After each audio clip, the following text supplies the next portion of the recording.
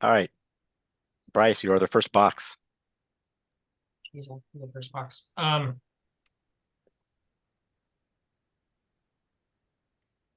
For assembly line stuff, I don't think there's as much. I did a fix for the toolbox yesterday. I have a PR that I just need to test for e-filing stuff for like just a quick fix.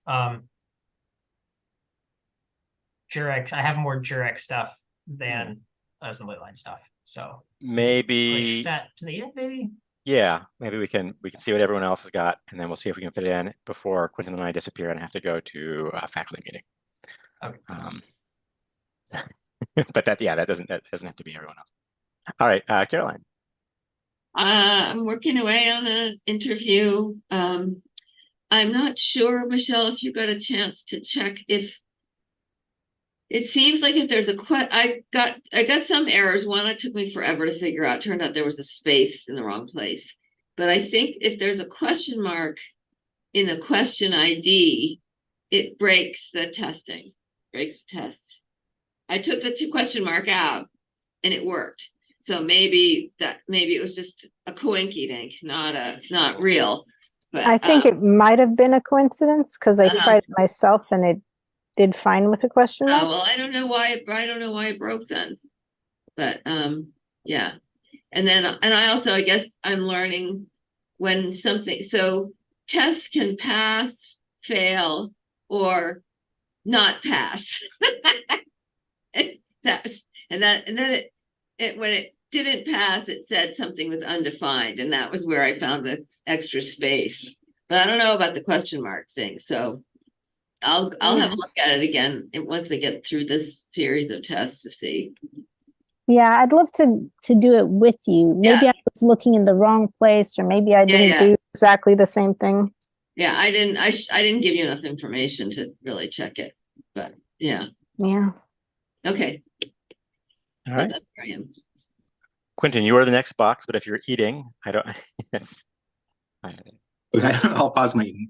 If you want to finish eating, we can. I realize it's like, oh, it doesn't want to be videoed eating. I get it. Yeah, just working through some Weaver PRs.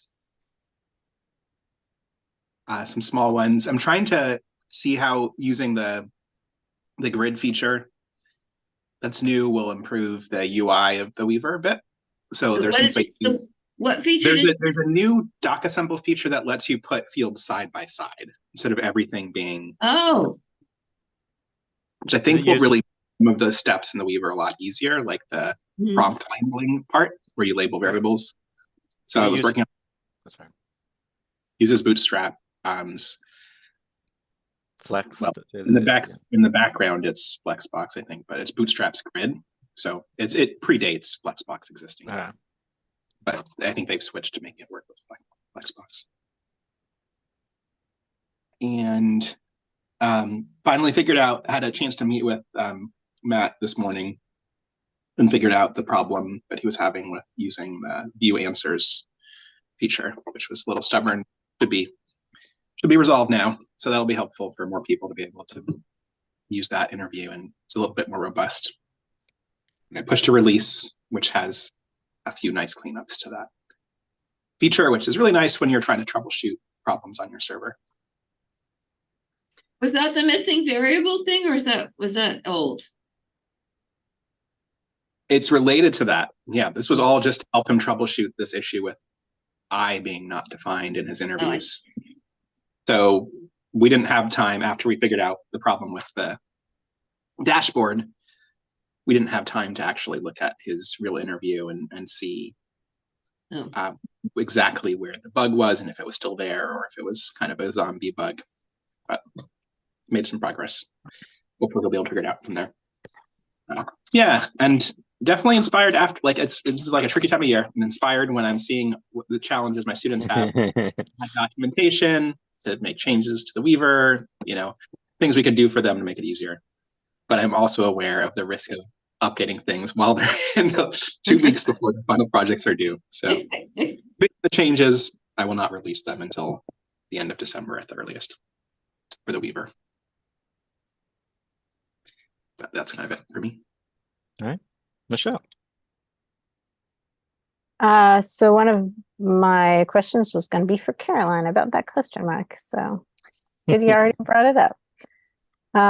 Right now, found a place where we deleted one of the parameters accidentally for ale kilns, like installation of code to wait for modules to properly load to the server. So that's gonna, it's in the action, and it's just gonna be a pain to wait for. I might want to put it in the JavaScript code. I'm not completely sure. But we will see, I suppose. If anyone wants fun with GitHub Actions and Bash, you know where to look. I know I sent you down that rabbit hole. I'm happy to like not just leave you at the bottom of the rabbit warren. Might be good to pair on a little bit.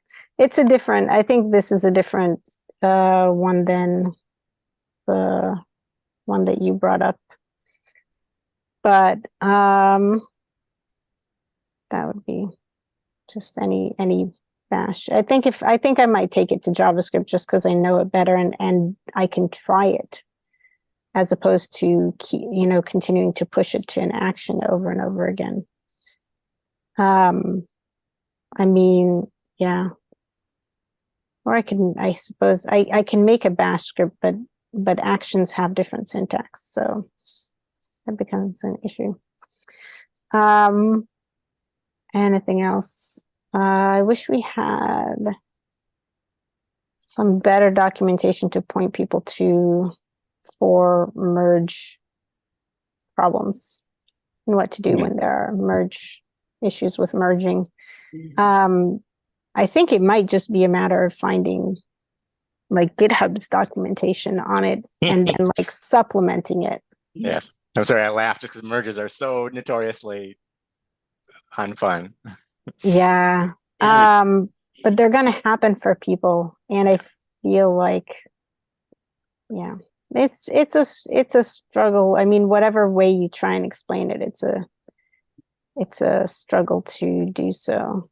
But and also the instructions for setting up GitHub integration for DocAssembly were apparently very challenging, or are very challenging, I think, for some people. But I'm not sure I've identified, pinpointed the specifics of what might be going on. So was this related to Amanda's questions in Teams? Yeah. Okay. Yeah. Kind of, we went over what to do, and I wasn't sure what wasn't clear, but didn't want to grill her right then. She was just wiped out. I think maybe part of it was she was just done with the whole experience. Yeah, it's just So it was a lot at that point. She'd, done a lot of work already. But yeah, especially with DocAssembly, GitHub merge conflicts can be really challenging. I don't know if I'm gonna get any time to do that anytime soon, but it's just on the docket at some point. Yeah, that's it, I think. All right. Well, if people don't object, Bryce, Quentin, and I don't always get a bunch of time together. If we want to end the assembly line stand up, I'll stop the recording. Before you do that, I did think of something else that I meant to bring up. Because I always do this. And now I'm losing where that tab was. But the main thing was that Chris had given, it was like right before I left for like multiple weeks.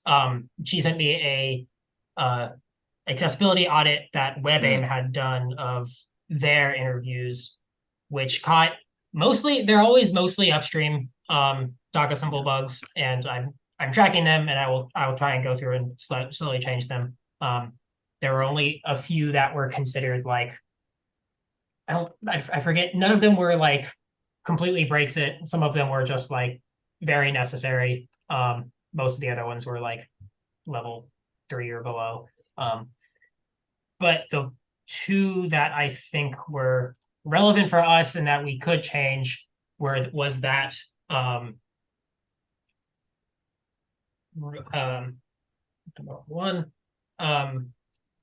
they suggested we avoid using buttons for exiting the interviews, which I think we use in some of ours. And also, like, I know I've added in other people's interviews and seen it in other people's interviews. So like when you have a kick out screen, instead of having a button that has exit, they suggested putting in a link.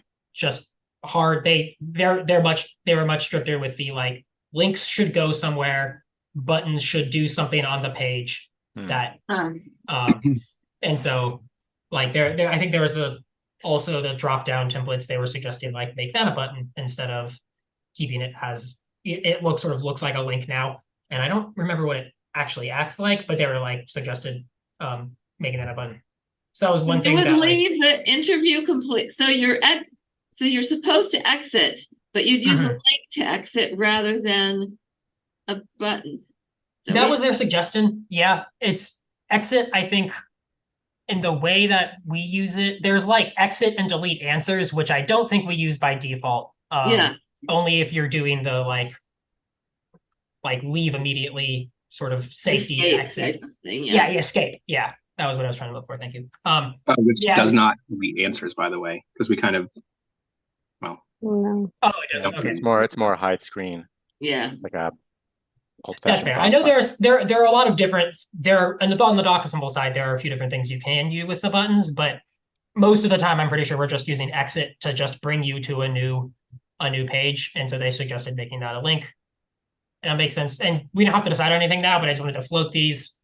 We can maybe talk in more detail about them maybe Monday when no one else is here. And the other one was some like label issues with I accept terms of use, where it had to do with like the fact that we're making it a check. We have it as a checkboxes data type, even though there's only one checkbox. And so they were like, and that's a larger distinction that the screen reader thinks that there are multiple things, and it will say there's a list of one thing. Or like, and so that's it, like it's more confusing for screen readers on that side. And so they were suggesting we change that part, which could be like we could change DocAssemble to be smarter about, if we have checkboxes, but there's only one checkbox, make the ARIA like it's only one checkbox and not multiple. Like there could be things we do upstream, but it's also something we could tackle now with like a bit more validation code than just the like I think the reason we had this is because it's super easy to like enforce that you check it on that page with smooth validation. But there might be a way we can still get roughly the same validation behavior without the lesser screen reader stuff. That was it. That was the only like thing I had started going through. I made issues for most of them. I'm going to start fixing them soon. So, but those are ones that we could fix in our reviews without upstream changes. I was going to start at the easy like this is clearly wrong upstream stuff before I started wading into these more difficult ones. So we have time before I'll actually have time to get those prepared. So. Okay, so those are kind of the ones that were like more. We maybe could still talk about them a little bit.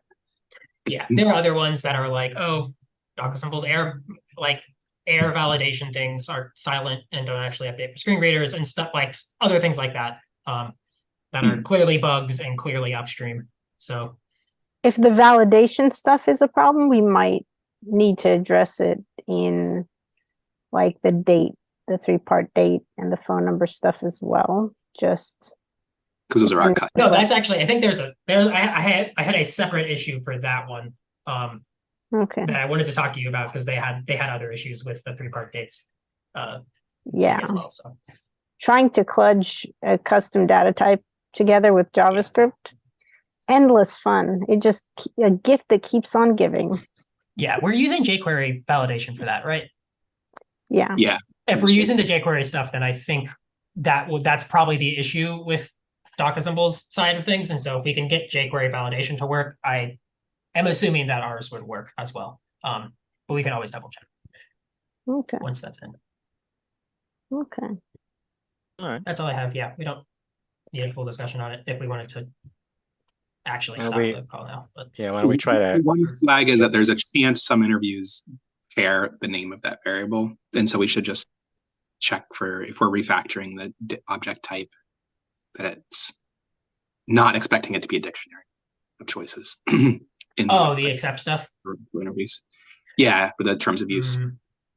That's fair. Yeah, that is a larger refactor. I there. don't think we probably do, because I think we just assume if you saw it and you're not allowed to click next, we might just trigger it, look for it being defined.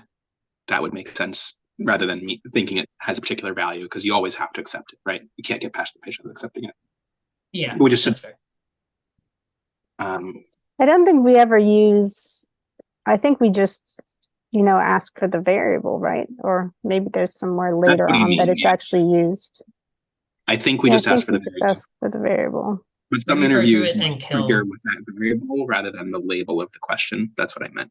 Just like, so we should just check to see any references to the variable that is defined there. For sure. Okay. Yeah, that's it. Good plan. And I doubt other people in other interviews are doing it, because it's not something that comes out of the Weaver. It's just like maybe some of our other interviews use that way to trigger that screen. And so, Okay.